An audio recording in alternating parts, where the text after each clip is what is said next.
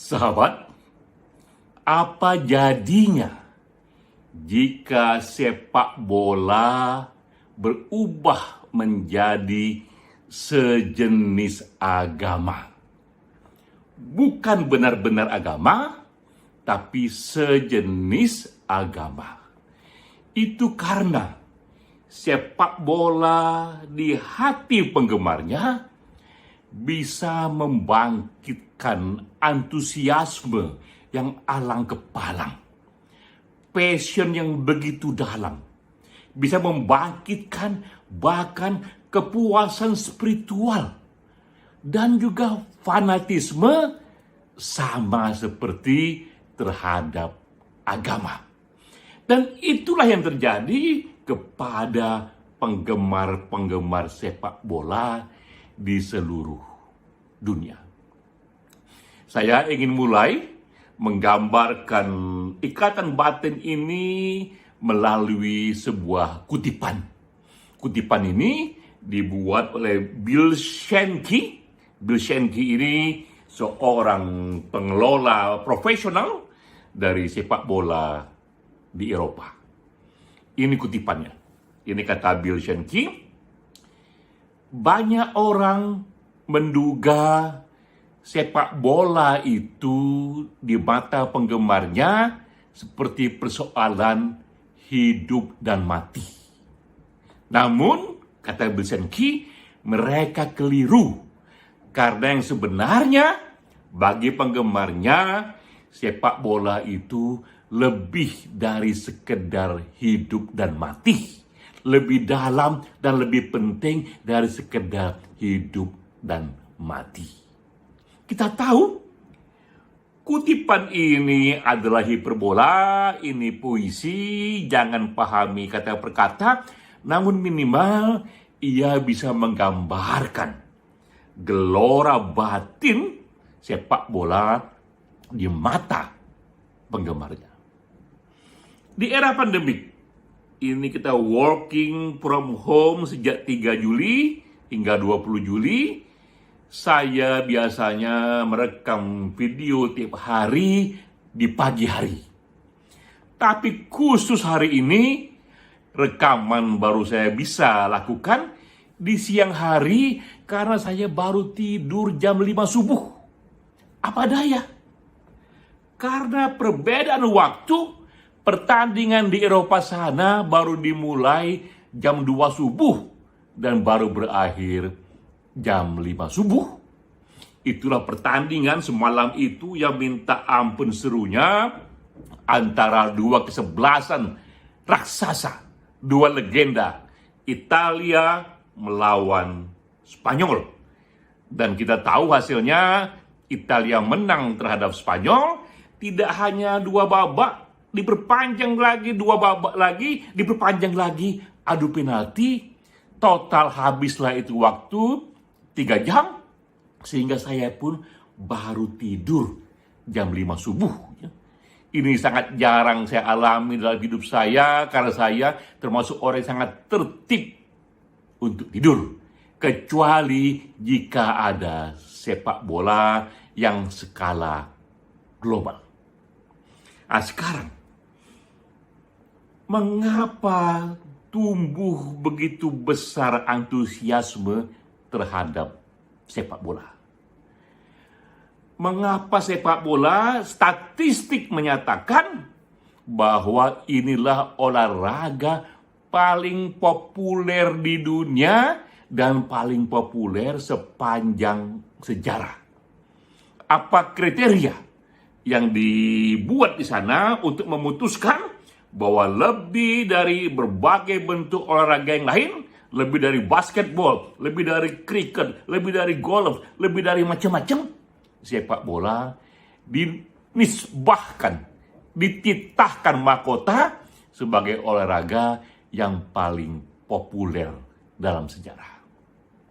Saya mulai dengan lukisan.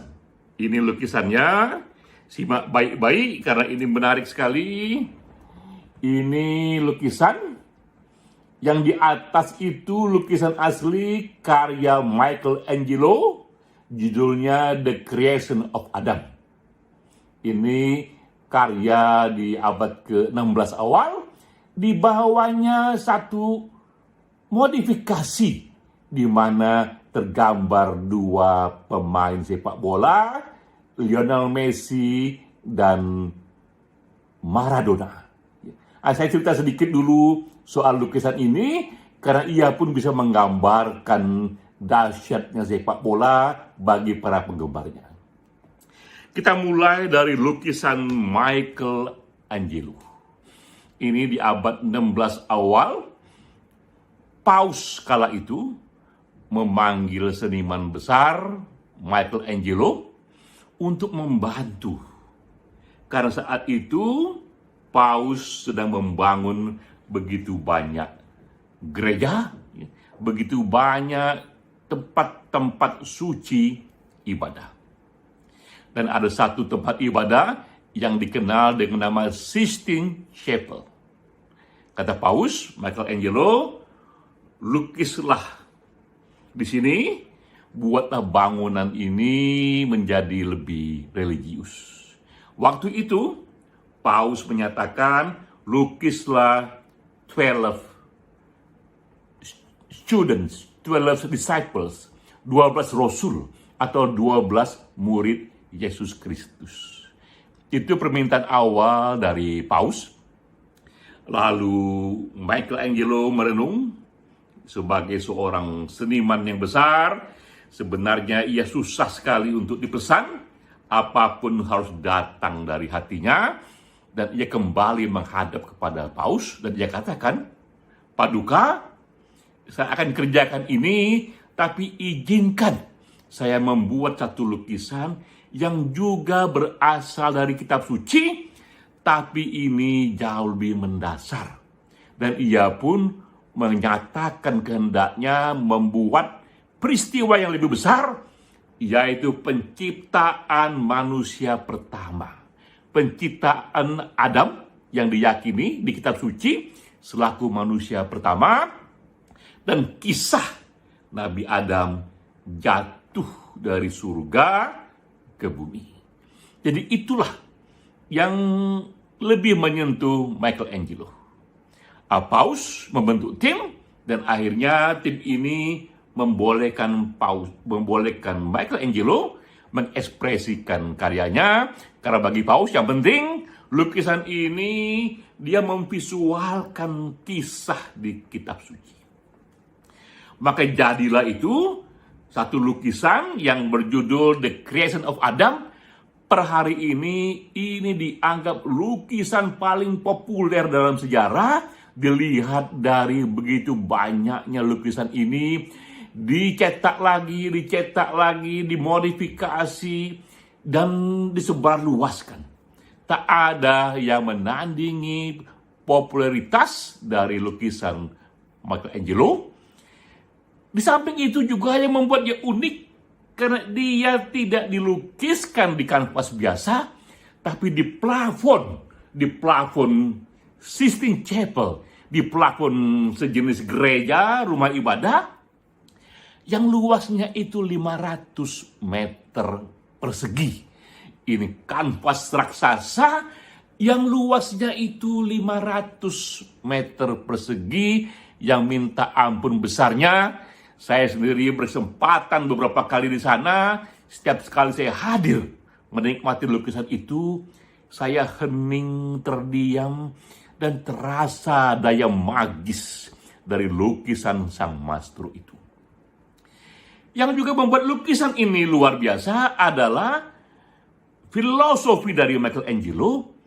Tiba-tiba ia gambar Nabi Adam di sana secara telanjang, tanpa satu pun helai pakaian. Jika ini dipamerkan di museum biasa, itu hal biasa. Tapi ini lukisan telanjang tanpa satu helai pun ada di plafon rumah ibadah. Maka terjadilah itu kontroversi yang minta ampun dahsyatnya antara pornografi dan seni. Michelangelo dipanggil tim yang dibentuk Paus, dan dia katakan, Paduka, ini adalah visualisasi dari bentuk manusia seasli-aslinya. Ketika manusia belum disentuh oleh peradaban, berarti itu ketika pakaian belum ditemukan, dan ini bisa menggambarkan kesucian itu, kemurnian itu, tubuh manusia yang telanjang, ini seni. Dan akhirnya melalui perdebatan yang hangat, lukisan itu terjadi. Itu di abad ke-16. Lalu penggemar sepak bola, ini bernama Santiago Barbaito. Dia juga seorang pelukis. Dia hidup di Argentina, di Buenos Aires. Di situ ada stadium sepak bola yang lebih kecil. Ia mengatakan, saya akan memodifikasi gambar Tuhan dan Adam. Di gambar itu Adam sedang menerima sentuhan pertama dari Tuhan yang membuat ia hidup. Ya. Jadi itu awal dari kreasi.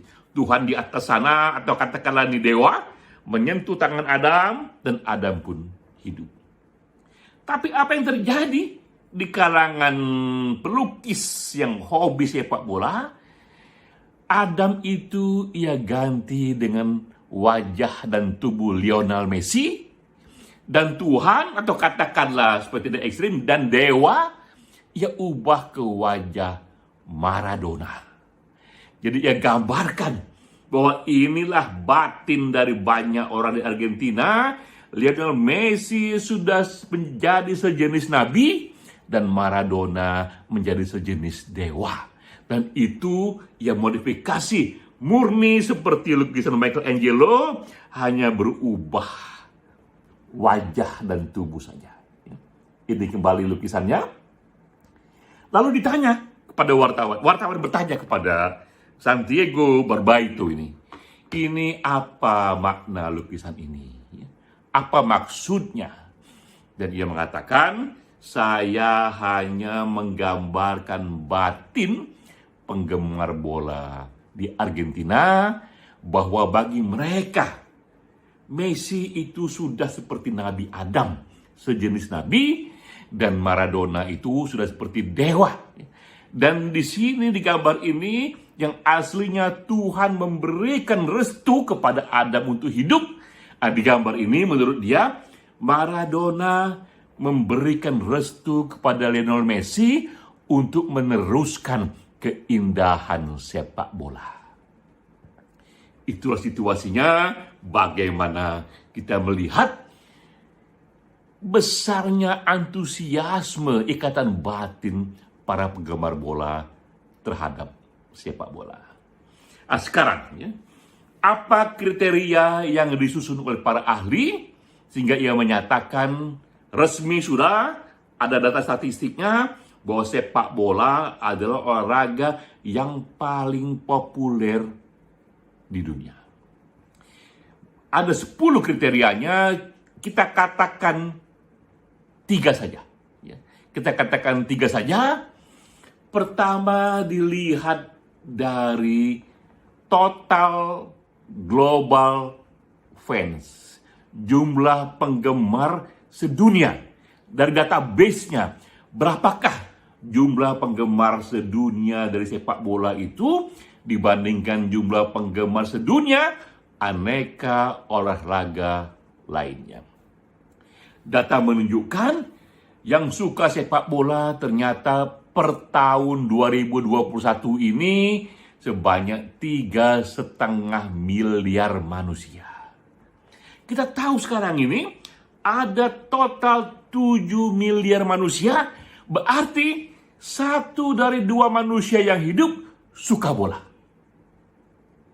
50% dari total populasi dunia suka bola. Dengan sendirinya tak ada lagi olahraga yang begitu besar daya tariknya dibandingkan bola.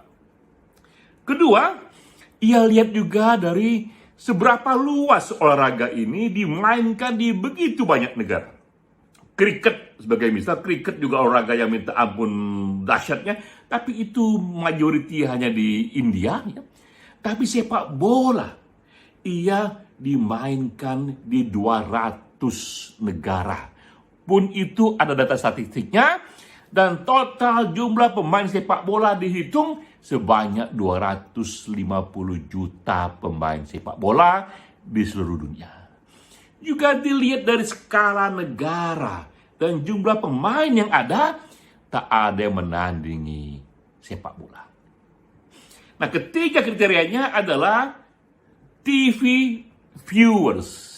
Ketika olahraga itu eventnya tampil menjadi program utama di televisi, berapa banyak penontonnya itu. Pun ini ada data statistiknya. Jadi kita lihat ketika terjadi final Piala Dunia 4 tahun sekali, di finalnya, di event itu tak pernah ada penonton TV yang lebih besar penontonnya ketimbang penonton sepak bola final Piala Dunia. Tercatat sekitar itu pula 3,5 miliar manusia menonton itu di satu momen, satu waktu di seluruh dunia. Di momen 90 menit itu, semua mata di seluruh dunia, separuh penduduk dunia sedang ada di depan televisi. Kita bayangkan jika ada makhluk asing saat itu, katakanlah dari sebuah planet di ujung sana, datang ke bumi ketika momen Piala Dunia, ia akan terheran-heran. Ini apa yang terjadi dengan makhluk di bumi ini? Kok tiba-tiba di satu momen separuh penduduknya berdiri atau duduk di depan layar, hanya memandang satu bola yang ditendang sana, ditendang sini, satu bola digiring sana, digiring sini, lalu mereka jingkrak-jingkrakan, teriak-teriak, kadang duduk, kadang berdiri. Ya, apa ini yang terjadi dengan penduduk dunia, penduduk makhluk yang ia jumpai karena ia dari planet luar sana? Ia tak mengerti. Mengapa satu bola kecil itu tiba-tiba menjadi pandangan mata separuh penduduk dunia? Ketika itu, jikapun ia punya konsep agama, ia mengatakan inilah agama yang sebenarnya, karena real, tak ada yang lebih besar dari ini. Satu momen, separuh penduduk dunia matanya memandang pada satu momen yang sama. Nah, tiga inilah yang membuat sepak bola akhirnya dipilih sebagai dan ditetapkan sebagai olahraga yang paling populer di dunia dan paling populer dalam sejarah. Lalu, why? Why? Mengapa sepak bola ini menjadi begitu populer? Nah, ini aneka reasonnya itu. Dan ini adalah satu tinjauan filosofis, satu tinjauan sosiologi. Kita tidak bicara bola sebagai strategi teknis pertandingan, tapi kita bicara sepak bola sebagai filosofi dan sepak bola sebagai satu isu dari sosiologi. Ini penyebab-penyebab yang membuat bola itu begitu populer. Pertama, dikatakan di sana bahwa sepak bola pun ia sama seperti agama, ia punya ritual-ritual yang dilakukan secara reguler. Ritual itulah yang membuat sepak bola itu terus-menerus dia mengalami sosialisasi di kepala manusia. Agama Kristen, agama Islam punya Christmas, Natal, punya Idul Fitri. Sepak bola punya Piala Dunia. Itulah hari rayanya. Sepak bola juga punya Piala Eropa, juga itu hari rayanya. Itu terjadi 4 tahun sekali. Tapi setiap tahun di masing-masing region, bahkan masing-masing negara, mereka pun memiliki pertandingan tahunan nasional, juga pertandingan regional nasional setiap tahun. Kalau di Eropa, itu ada tahunan pertarungan liga yang minta ampun serunya itu. Kita tahu di Eropa Ada Spanyol, Liga Spanyol, ada Liga Inggris, ada Liga Jerman, ada Liga Perancis, ada Liga Italia. Di 5 negara itu, itulah pusat dari pertarungan skala dunia, kualitas dunia. Setiap tahun, penggemar bola juga punya hari rayanya. Mereka di hari final itu sama seperti kita lebaran yang motong ketupat atau kita takbiran. Mereka setiap tahun juga di sana bersorak-sorak dengan ritual tahunan itu. Apalagi jika datang hari raya besar, yaitu final Piala Dunia. Itu pertama, dilihat dari ritual olahraga ini. Kedua, itu bisa juga kita lihat dari bisnis yang dikelola. Ini juga bisnis yang minta ampun besar sekali. Tahukah kita berapa gaji yang diterima oleh top pemain seperti Ronaldo, Cristiano Ronaldo, Lionel Messi? Itu setara dengan 30 miliar rupiah seminggu. Itulah gaji yang diterima oleh dia. 30 miliar rupiah seminggu, berarti sebulan ia bermain bola dan menerima uang 120 miliar rupiah sebulan. Belum termasuk dengan penghasilan dari berbagai bentuk cenderamata yang ada nama mereka, ada foto mereka. Jadi bisa kita tahu besarnya skala bisnis dari sepak bola jika satu pemain saja yang menerima 120 miliar rupiah. Berapa yang diterima oleh timnya? 12 orang pemain, dan itu ada ratusan klub sepak bola, ada begitu banyak juga kesebelasan nasional itu. Itu hal kedua yang kita lihat. Dan yang ketiga yang tak kalah bagusnya itu adalah sepak bola ini dia mensublimasi, menghaluskan daya agresi manusia. Sejak datangnya Homo sapiens 300.000 tahun yang lalu, Homo sapiens manusia harus survive. Karena itulah sejak awal di DNA-nya ia kembangkan naluri untuk menyerang, naluri untuk mengalahkan, naluri untuk berburu karena mereka harus makan, dan akhirnya naluri untuk membunuh karena mereka harus survive. Itulah bentuk agresi manusia yang sudah tersimpan di DNA Homo sapiens sejak nenek moyang kita.